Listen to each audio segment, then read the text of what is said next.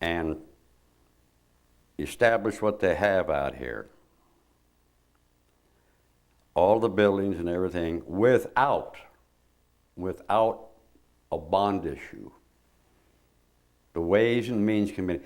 There are more damn deals sealed on the 19th hole in the country club than you can believe. But I made myself a promise. But I would not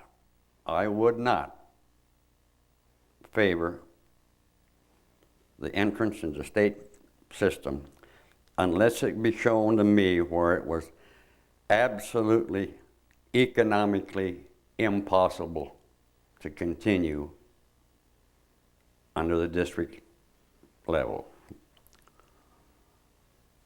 I fought that tooth and nail for years.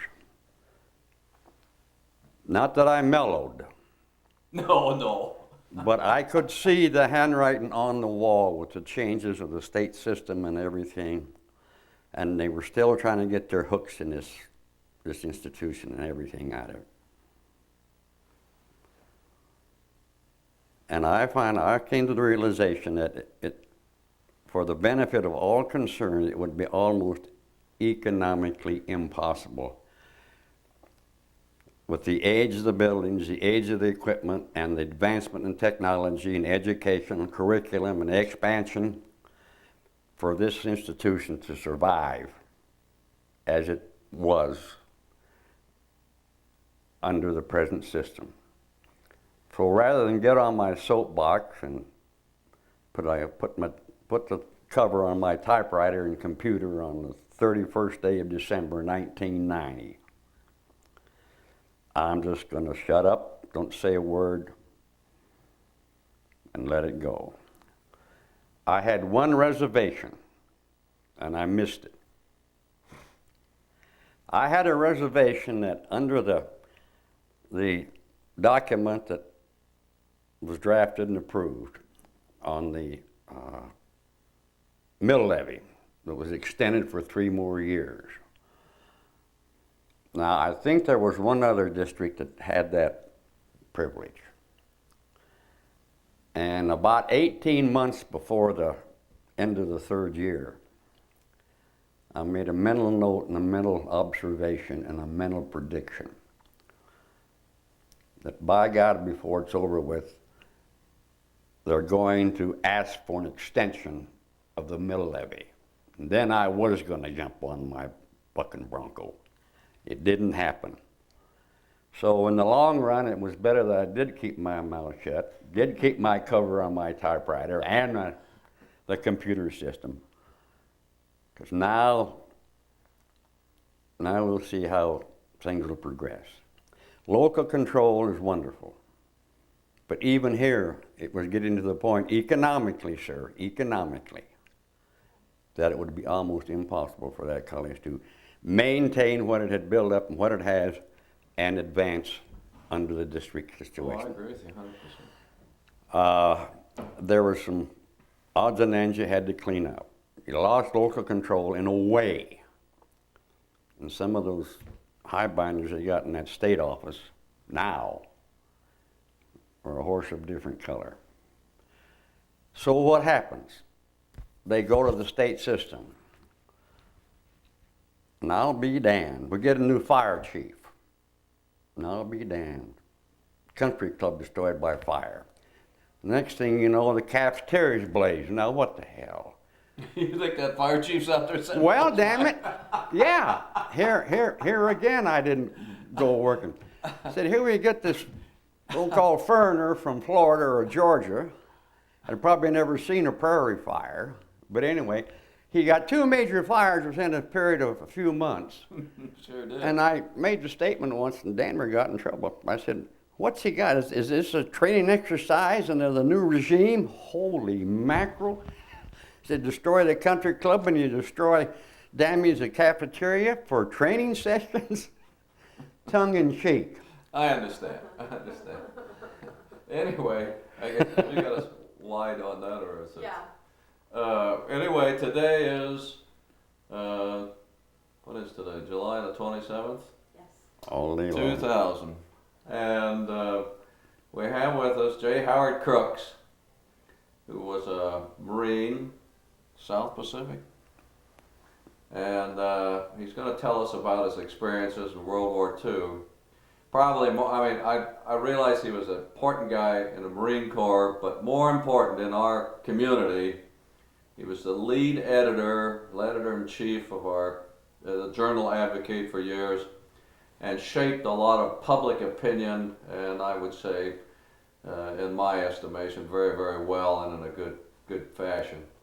So I've known him a long time, and we've been friends, antagonists, protagonists, cooperating, non-cooperating, but we've had a great time, and he's going to tell us about some of his experiences in the Marine Corps, and then whatever else you want to tell us, Howard, which is great.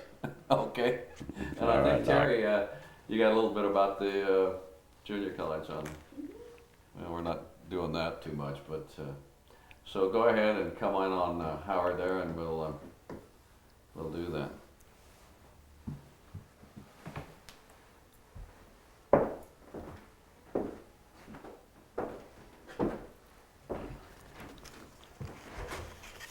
So Howard, just tell us your name, you know, kind of like name, rank, and serial number, and all that good stuff. And I think Sherry gave you a little outline of stuff we'd like to talk about. You don't have to follow that exactly, but tell us about things, and we'll see how we get along here. J. Howard Crooks. Great. You want the age? And how old are you? 74. Okay. And when did you, and when and why did you join the Marines, and tell us about why that, because that was a voluntary Yep. entrance. Enlisted in the United States Marine Corps on the 24th of May, 1943. Went on active duty on the 24th of June, 1943. Mainly because I always thought, knew I would like to become a U.S. Marine, which I did. Went through boot camp at the Marine Corps Recruit Depot in San Diego, and served with Marine Guard units at the Naval Air Station at North Island, and out at Salton Sea, California, the U.S. Navy bombing range. And was briefly detached to the Fleet Post Office in San Francisco and back to San Diego. Then out to Camp Pendleton for advanced infantry combat training. And then shipped out to the South Pacific. And about, what was the dates? Do you know the time? Well, 45, 40? I left the States in the first part of April in 1945, shortly after the D-Day invasion of Okinawa, which was Easter Sunday and April Fool's Sunday, the 1st of April 1945. Okay. Went to Guam, and from Guam went to Okinawa, where I served with the 1st Marine Division, 1st Marine Regiment, 2nd Battalion, Fox Company, as rifleman and machine gunner during the Operation of Okinawa. Tell us what happened, you know, in Okinawa, and tell us what your experiences were there. I guess that was where you saw most of your action. Yeah, in combat was in Okinawa. Well, perhaps aside from combat and the push south until the island was secured, was the middle of May was a horrendous rainy season. And it was shortly, either before or during the operation, in which Surrey Castle, which was almost in the middle of the island, with Naha on our right flank and Army units on the left flank. But the mud, you could not, the tanks, your vehicles absolutely, positively couldn't move because of the mud. It was that gumbo. Okay. And they military commandeered from livestock, mules and horses, whatever they could find, to assist in getting them vehicles and gear. Even your bulldozers weren't going. It was absolutely, never saw so much water for so long. And then after that led up, this went on for about 2 weeks, and after it then it started to dry up and all you had was dust. But it hung on. And then well, incidentally, this was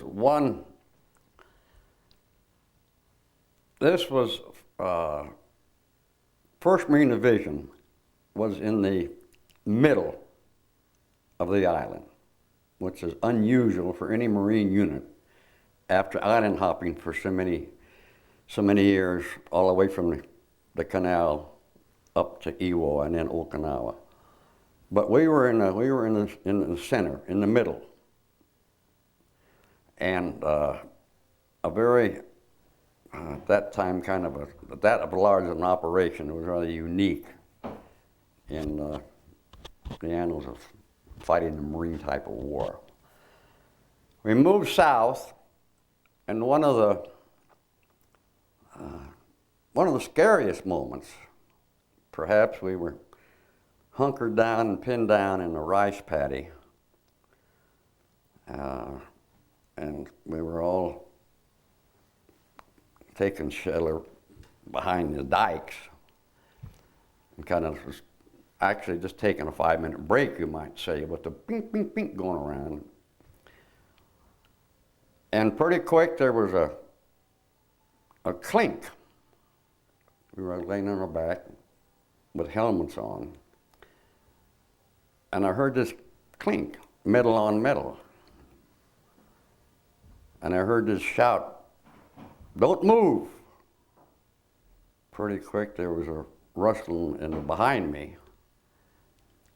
And the next thing I knew, this Japanese grenade was being thrown away from us. It had lodged on the dike, between the dike and my helmet. You're kidding. No. Wow. And in the company was a 2nd Lieutenant, James Reeder, Jr. He was the platoon leader. And he was the one that grabbed the grenade and heaved it. It didn't go off, however. It was a dud. Yeah, then that's something. But he went over, and to advance a little bit, it was ironic. This was in 1945. And when I got to Korea as a combat correspondent in 1951, my first assignment as a combat correspondent, it was the 1st Marine Division, 1st Marine Regiment, 2nd Battalion, Easy Company. See, and I was in Fox during the war. And Jeep took me up to Easy Company headquarters. It was snowing and cold, not too bad. And I was trudging up there heading for the old man's quarters. Here was this sign. Now this is 6 years later. Right. Here was this sign, Captain James Reeder, Jr. I looked at that sucker and I said, wait a minute. Walked in, presented my orders and so forth, told him who I was and what I was here for and doing. And he leaned back and he looked at me. He says, I know you. I said, yes, you do, Captain. You sure as hell do.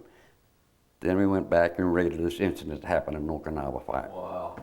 Isn't that weird? But the fact is, I went back, the other fact is I went back to an Easy Company. One company from the company that I was Boxing. that I left when the war was over, when I was discharged. Well, But no, then, go ahead. no. I was just going to ask you. So you were in Okinawa. You were in the field. You guys were pinned down. Yeah. You had this deal with this grenade, which is just a wild story. And then what happened to you there? Did you? Well, we got organized. Well, we got organized because it was all the damn action was down below us. They were just the Japanese were just below us. They were shooting up at us. So we had a little higher ground. And finally, we got mortars came in and artillery, and got out of there all right. And then advanced south to an area that was known as Pinnacle Hill. We were on the high ground, and there was a desolate area through here, and over in a few hundred and so odd yards was this tall structure that was a landmark in Okinawa, Pinnacle Hill. From that area, we could see, this time I was humping a machine gun, and we had our guns placed in crossfire and everything else. We could see people walking from that Pinnacle Hill area, from that structure, looked like a big lighthouse, down on these paths, and then spreading out. They were dressed in Okinawan civilian clothes. Long story short, they weren't civilians. The Japanese were down almost to their last ditch stand, because just beyond Pinnacle Hill was this huge cliff and the southern part of the ocean, where many of them committed suicide but just went along. And then after that was secured, then the island was secured. We moved back up north to the rest area and regrouped.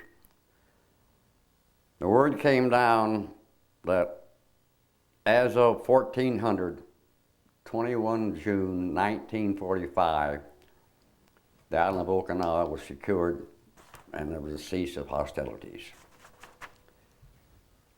Hooray. Meanwhile, we could see these bombers fly over from Saipan and Guam, and also from Iwo. Hostilities ceased 2100, 14 June. 30 minutes later, there's the damnedest firefight nearby you ever saw in your life. Well, eventually it was secured. And we stayed in Okinawa until late September 1945, withstood a #1 typhoon. It wiped out practically everything. Well, a group of us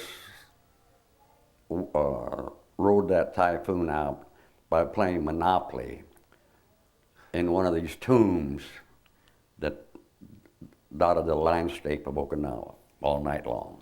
Played Monopoly. Came out the next morning, it looked like it had been hit by an air raid. Just wiped out. Wiped out. Then the division was assigned, we were preparing for this, to go to North China for repatriation duty. And the division loaded on the transports. And how many men in that division? a full division. Full division, and also supporting units, I don't know how many we had. Thousands. Yeah. That's okay, go ahead, Steve. And they went to North China.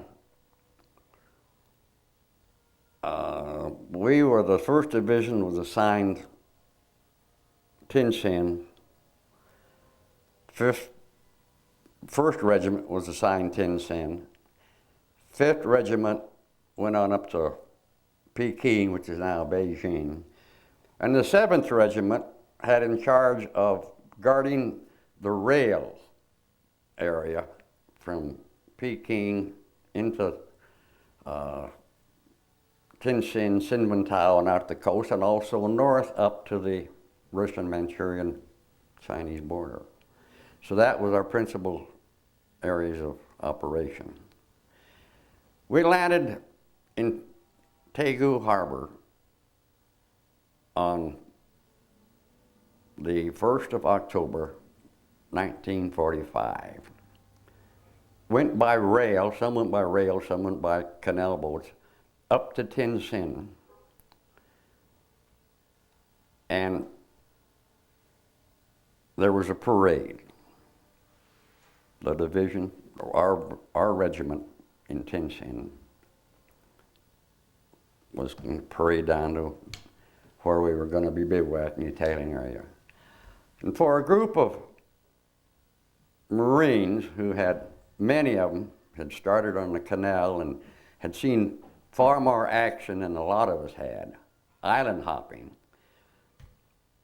to parade down avenue, and on all sides, buildings untouched by war.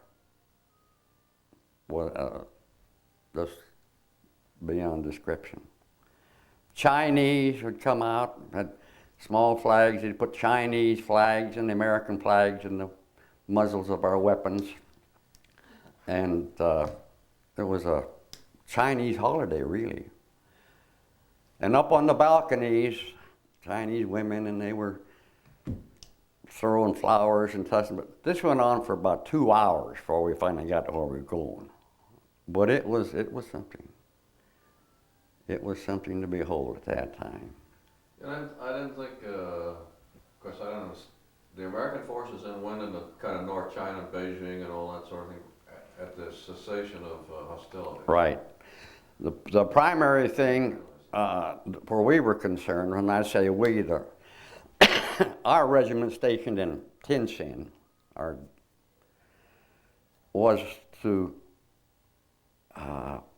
repatriate Japanese civilians and Japanese military personnel from the area back to their homeland. Okay. And I made, we were more or less a guard unit. We were with these people all the time. I made 2 trips to Sasebo Harbor, which is on the island of Kyushu, and at one time was a major naval base for the Japanese Imperial Navy. They used LSTs, convoy of 3. And there were 7 Marines, including the sergeant in charge, and we were, our main duty was just to patrol the tank deck where they were and up topside when they were up topside. And the only fear we had if somebody wanted to jump overboard or maybe one of them was pushed overboard, which happened. But both of my trips, there was one during Thanksgiving holiday in '45, and the last one was in February of '46. And both times was military personnel. And it was interesting, they had their own food, their stable Japanese diet, fish and balls of rice. And makeshift, not ovens, but boiling, heating unit, cut it in half and so forth. And they prepared their own food, their major food up on top side on the decks. And they had their little pots and their little pans down there in the tank deck, and that's where they had to be real careful they didn't start a fire on the damn thing. Sure. But they didn't. And took them into Sasebo Harbor, where many of their relatives were there to greet them. The last trip I made, there was a Japanese colonel who had moved north with the Japanese army from Burma all the way up to North China. I quite acquainted. He studied in Europe. He was a dentist, by the way. Is that right? He had a dental practice in Tokyo.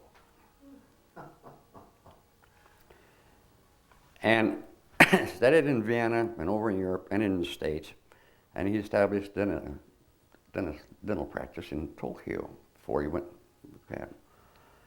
Quite a lengthy discussion with this gentleman. He hadn't heard from his family. He didn't know whether his family was still alive, whether he still had a home to go to, whether his office was there after the raids on Tokyo or what. He didn't know.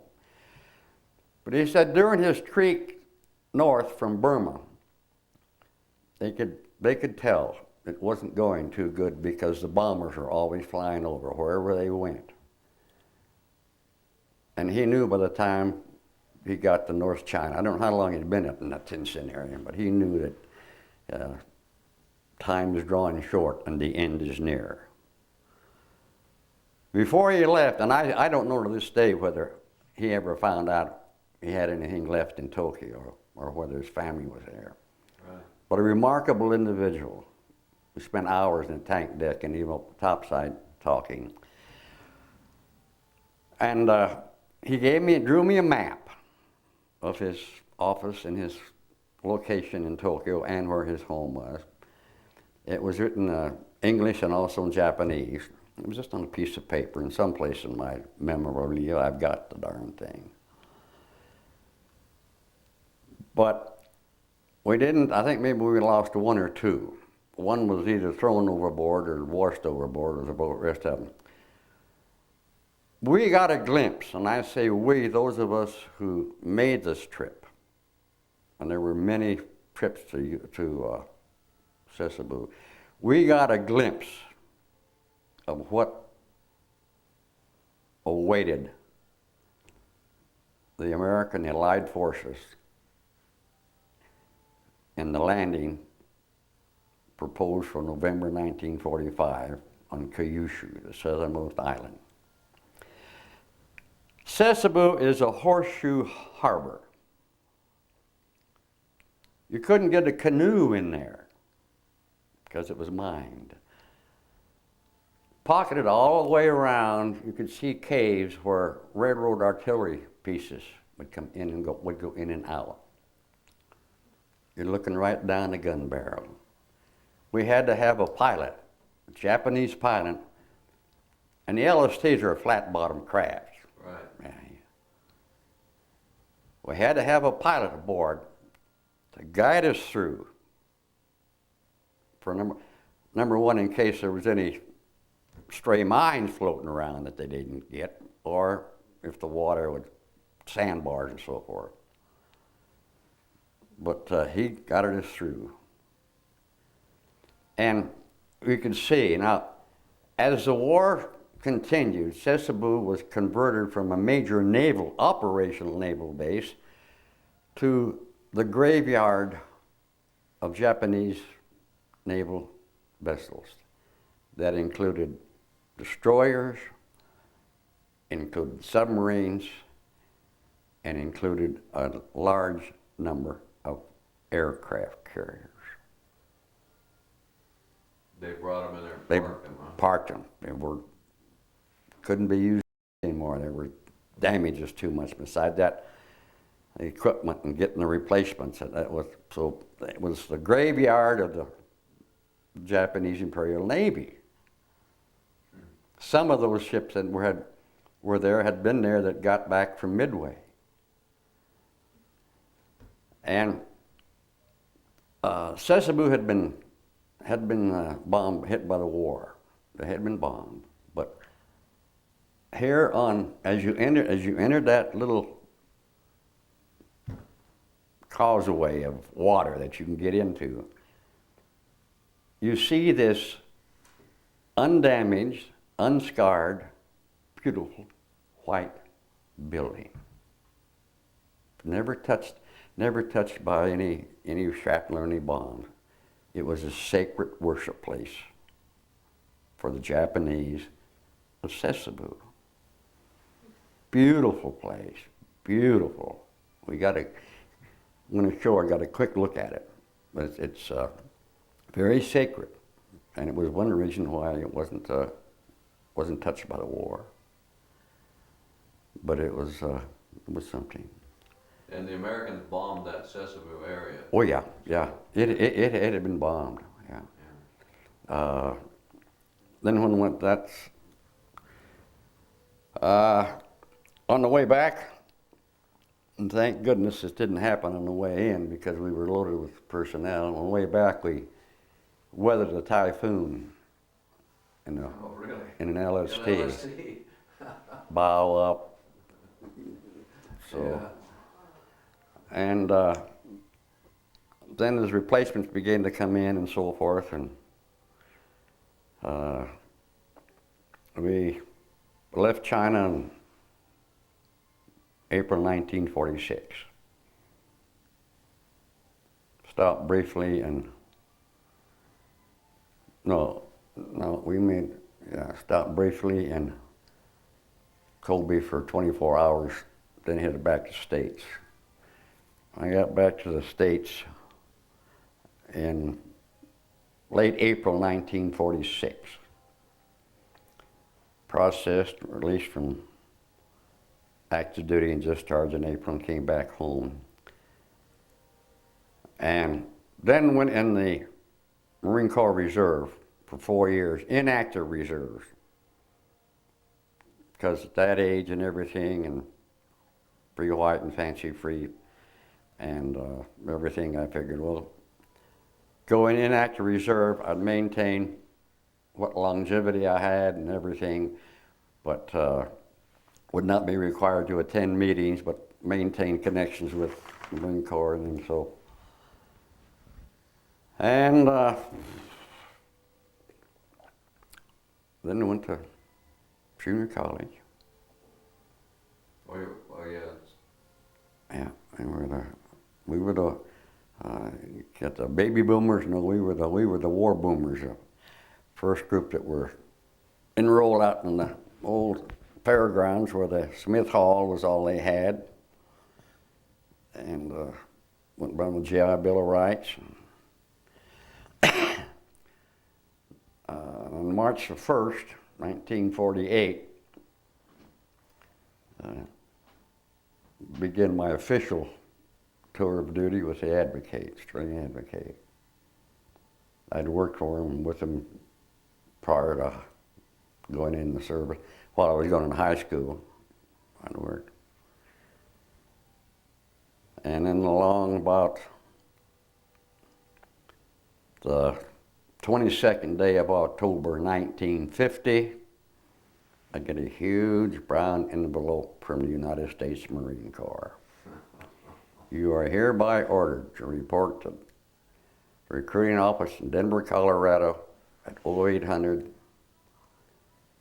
on the 8th day of November 1950. Called back to active duty. Right. Exactly, almost 4 months to the time that my reserve time would have been completed. They haven't expired yet. Well, they fooled me. By golly, they took me back. So went to Pendleton, got some more advanced training,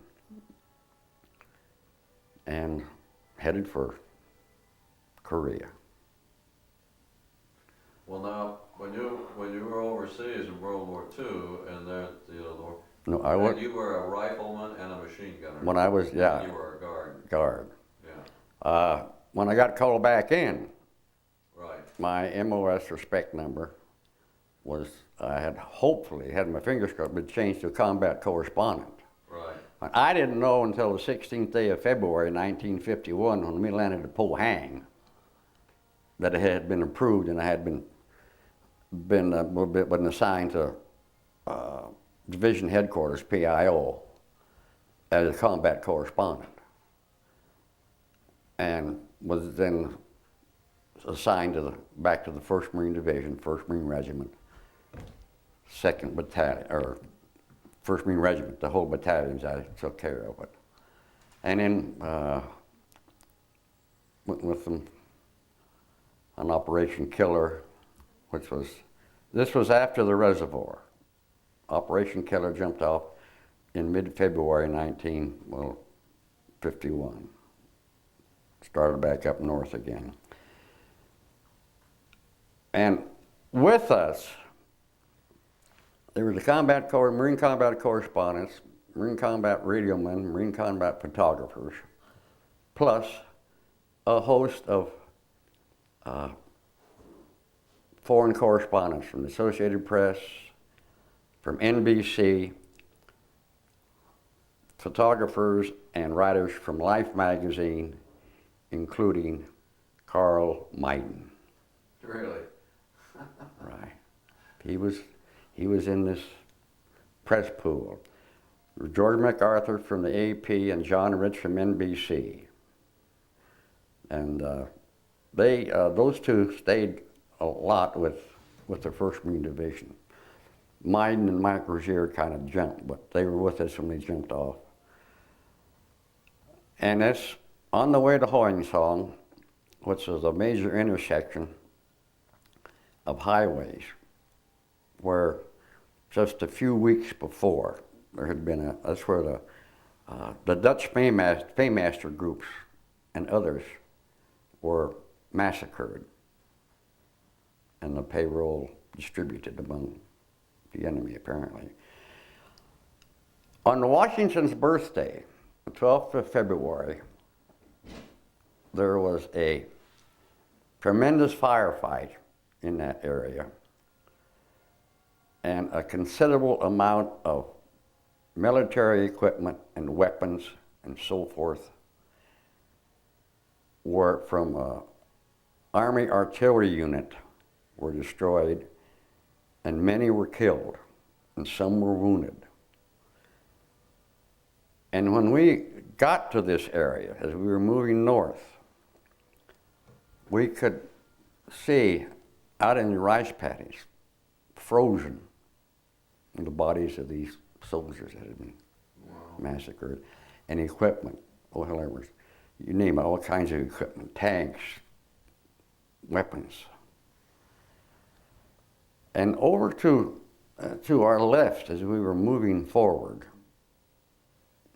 there was you call it kind of a white adobe building,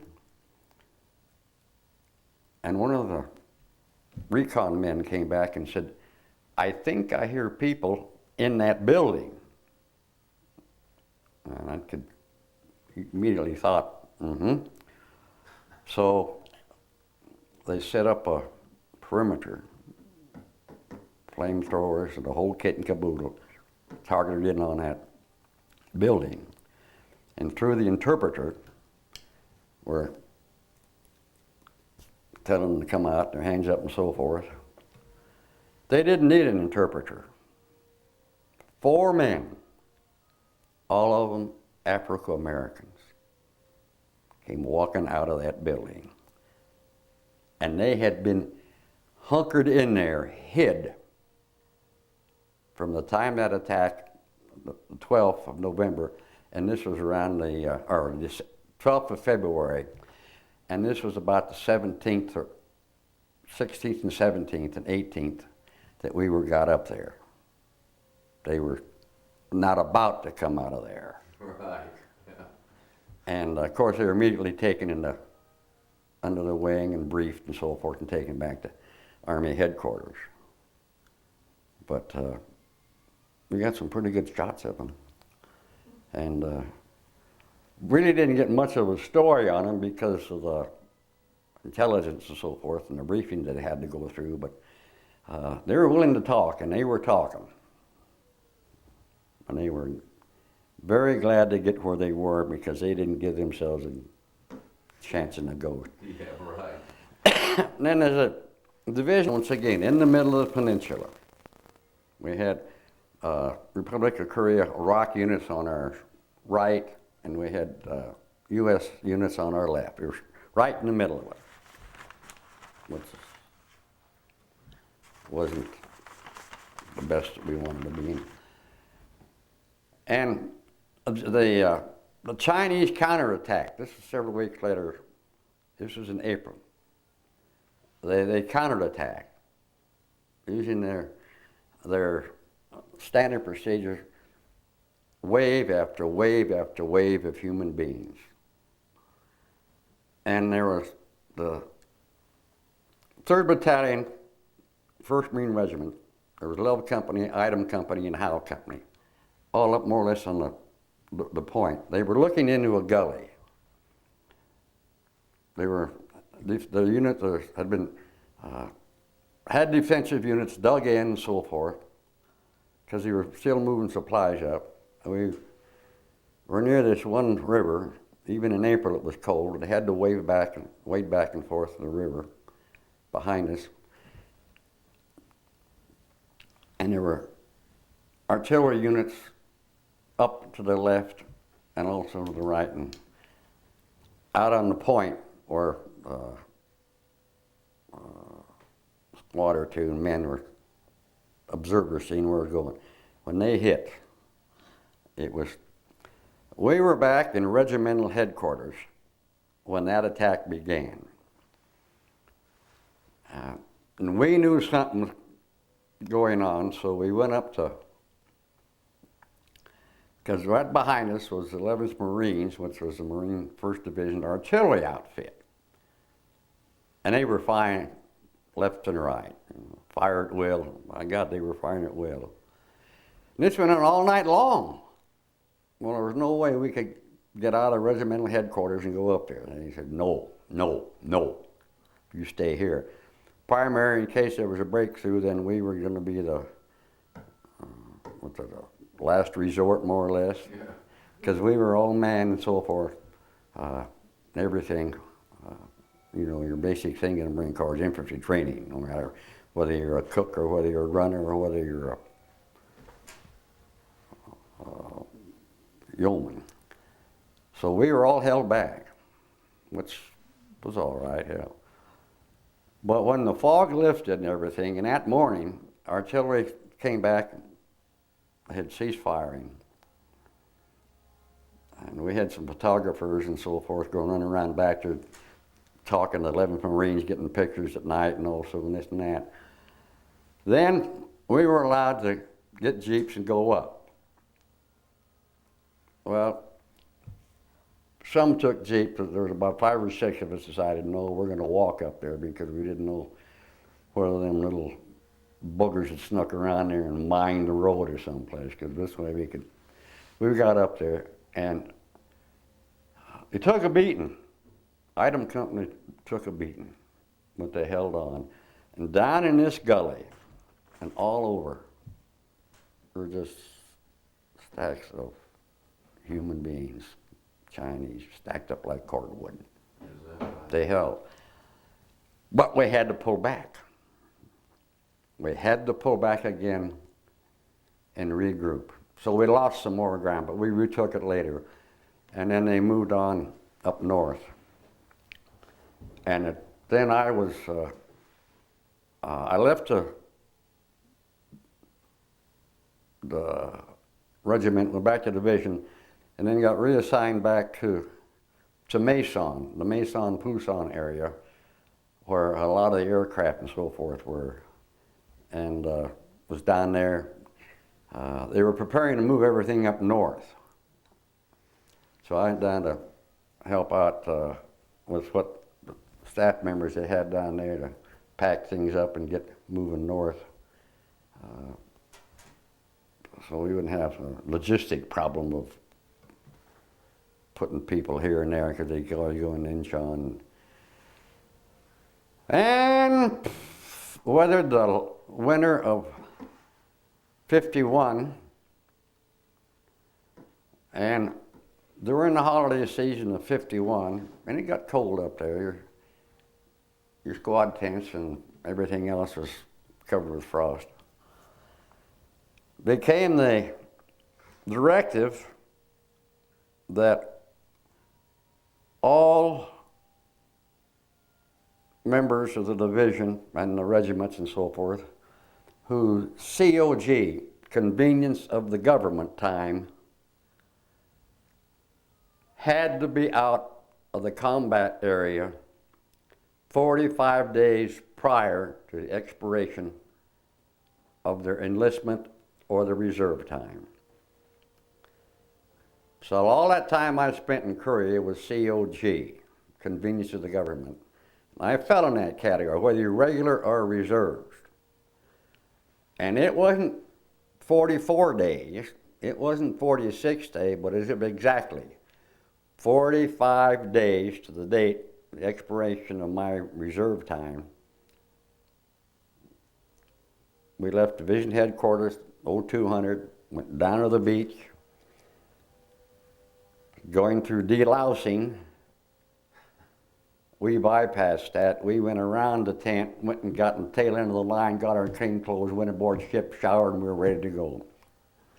And it was exactly 45 days. Went straight through from where we took off, and 14 days later we're under the Golden Gate in San Francisco. Disembarked a lot of Marines and so forth, and Navy personnel, who more or less were winding up their regular duty tour, and the rest of us down the coast of San Diego. And I think I got back to the journey about late in January 1952. So it was the third day of January 52 that we left Korea, and I got back to the States and in the later part of January. And that was it. So it was close to 10 years, including reserve time and all. That you were in the... Yeah. Yeah, so you were in World War II and Korea? And Korea. Wow. And perhaps, if I just may digress for a minute, on Okinawa we were a shore party plucked out of the regiment, the battalion. I went out in the bay, Buckner Bay, to help unload supplies and personnel. We got caught in a kamikaze attack. Down below deck, pitch black, all the watertight doors were sealed, and there was about 10 or 11 of us in this companionway. Wow. It didn't last very long, and it missed this transport we were on, but it got a couple nearby. Well, forget that. If you have claustrophobia, you're done.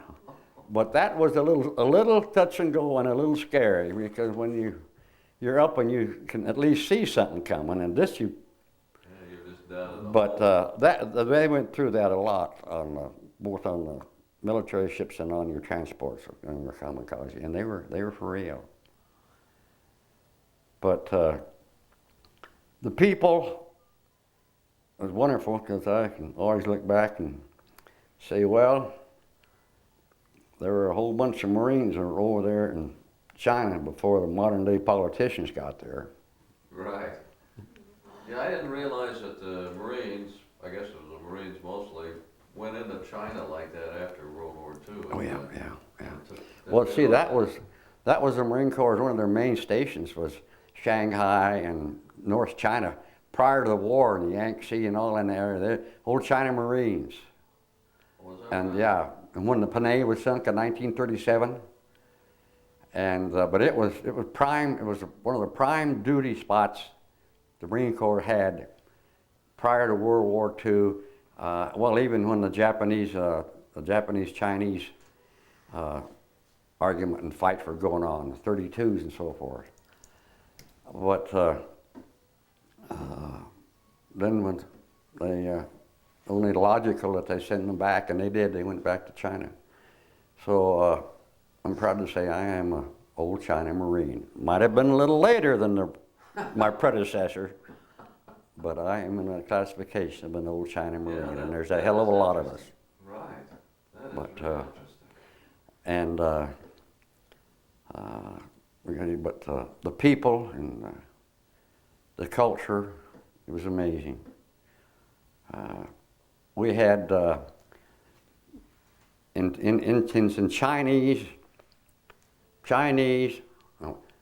Chinese, Russians, British, and American troops.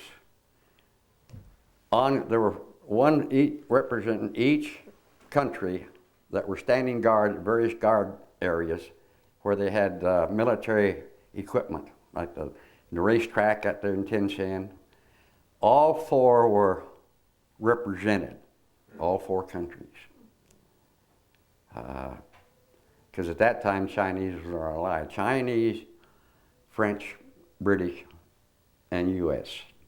and the Marines. The four countries had representatives and guard detachments that were guarding these various supply bases and supply areas.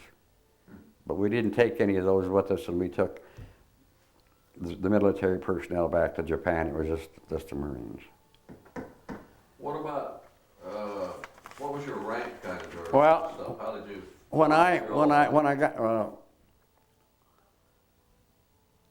was discharged from active duty after World War II, I was a corporal, and when I recalled back to active duty, I was sergeant. Stayed a buck sergeant. Really didn't want to go any higher. And was discharged as a buck sergeant.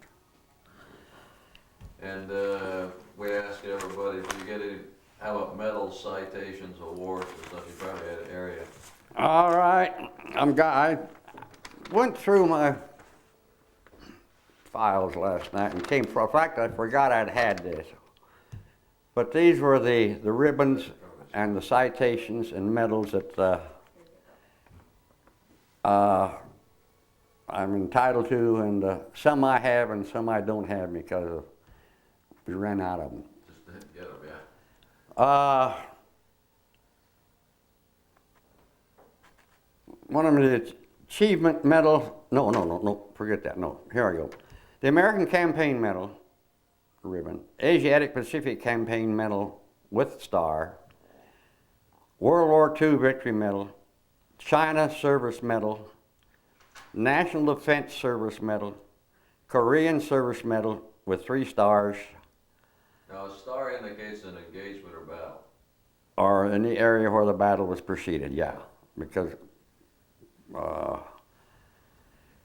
the Presidential Unit Commendation Ribbon, and that was for Okinawa. Okay. And that is one of the most prestigious ones. And the Republic of Korea. Hold that paper down a little lower. And the Republic of Korea Presidential Unit Citation. So that's what I'm officially got, and they're all, plus occupation ribbon for up in North China. Some of them I have, some of them I don't have, but I know I got them. Okay, now, so you got back from Korea. Now, when'd you get married? I was married before I left for Korea. That was that other interesting thing. Marley and I were married on August the 29th, 1950. Okay. October the 22nd, 1950, I got my orders. Bingo. Is that right? Now Alberta and I were married on, like I said, August 29th, 1950 at the Ebenezer Chapel in Brush. Because we lived in Brush before we came to Sterling. Oh, I see. And very simple ceremony. We both knew what Alberta was a wonderful man. might happen. Yes, she was terrific. Yeah, we went together for 3 years before we decided to get married. Did you? Good for you. In fact, I gave her engagement ring at the room where she stayed at the old Good Sam Hospital when she was working there. Is that right? And it was to some degree, a traumatic experience, but we weathered the storm. We kept our house. In fact, in September, we'd moved into one of those houses that the Kessler Mortgage Company had built. It's built on the 800 block on Elwood and 900 block on Elwood and on Delmar. Okay. We moved, we got, they had a meeting and we were among those veterans and so forth, and even who signed up for those houses up there. And we moved in there in September of 1950. Okay. And we kept it. Mother at that time, of course, was still had the Snyder Studio. She and Ruth were still there. And then we kept the house, and she and Alberta and Mother kind of kept the house going. Marley did, because Mother still had her apartment there at the old Sherwin place right there where banks got their parking lot, and where she's just half a block from the studio. And then when I got back, we took up where we left off and made a few travels into Alamosa Valley Courier, and came back here on the 22nd day of May 1960, and stayed at the 60. stayed at the Newspaper Journal Advocate until the 31st day of December 1990, and then I walked out the door and said goodbye. Adios. So. But you were the editor-in-chief there for a long time. So. Yeah, well, yeah. What about, okay, and you got some children. Tell me about Yep, we have 2 sons and 2 daughters. The oldest son, or the oldest child is his daughter, Johanna Christine Snyder, whose husband is Charles Snyder, who's Superior Court judge in Bellingham, Washington. Okay. His mother was Fifi Snyder, who for years was a librarian here in Sterling. Right, yeah, I know Fifi, yeah. The oldest son is, get this, he got them all, Christopher John Howard Crooks. Christopher John, okay. Yeah. Wound up, of all things, being student body and student body president of Sterling High School in senior year. He took a couple of years off from book learning and went to, came back, went to the practical nursing program in Northeastern Junior College, worked for a while around here, and then joined the United States Army. And he served 20 years, as most of it in the medical corps. Yeah. Two tours of duty in Germany.